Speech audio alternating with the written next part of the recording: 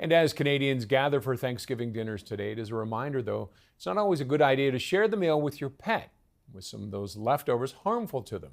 Joining me now is Lauralee Dorst with the Toronto Humane Society. Lauralee, thank you very much for joining us. Thank you for having me this morning. What are some of the Thanksgiving foods that are harmful that you should keep away from your pets, and which pets? Great question. So both cats and dogs, and I think it really comes down to, we want to share in that excitement or the enjoyment of our food with our pets, but really keeping in mind that a lot of the foods that we ingest can be harmful. So keeping away from, our chicken bones, turkey bones, especially the skin of both of these foods can cause some upset stomach and even pancreatitis with our pets. Thinking about pies and cakes and our desserts as well, a lot of these foods have sweeteners in it, such as xylitol, that can be highly toxic and very detrimental to our pets.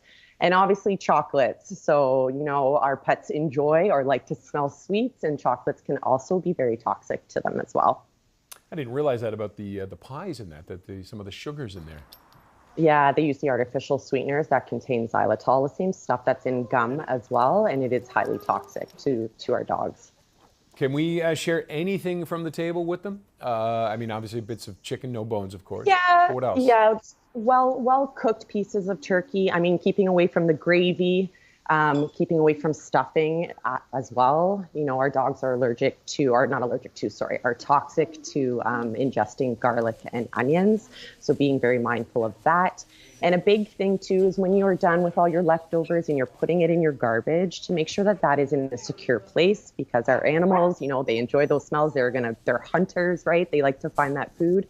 So making sure that that garbage is in a secure spot when you are done with your food. Yeah. And never leave your food unattended on the counter. As well as behaved as our animals are, they still like to counter surf, and those new smells is definitely something that they're interested in. And what maybe some alternatives just to keep them away from the human food entirely? Yeah, so keeping them out of the kitchen is ideal. Obviously, like a safety concern for yourself, tripping over them, but to keep them out of getting harmful or getting onto the counter and getting those foods. If you can keep them out of the kitchen, that's ideal. And definitely around dinner time or the time you're sitting down with your family, maybe having them in a secure spot with their own kind of Kong. I have a Kong here for my dog. I'll fill it with some stuff, some nice treats, and maybe even freeze it overnight. And that just gives them an alternative that they can enjoy in the festivities as well, but not be around the dinner table where they can get into a harmful way. Okay, Lauralee Dorst from the Toronto Humane Society, thank you very much. Happy Thanksgiving to you. Thank you. You too.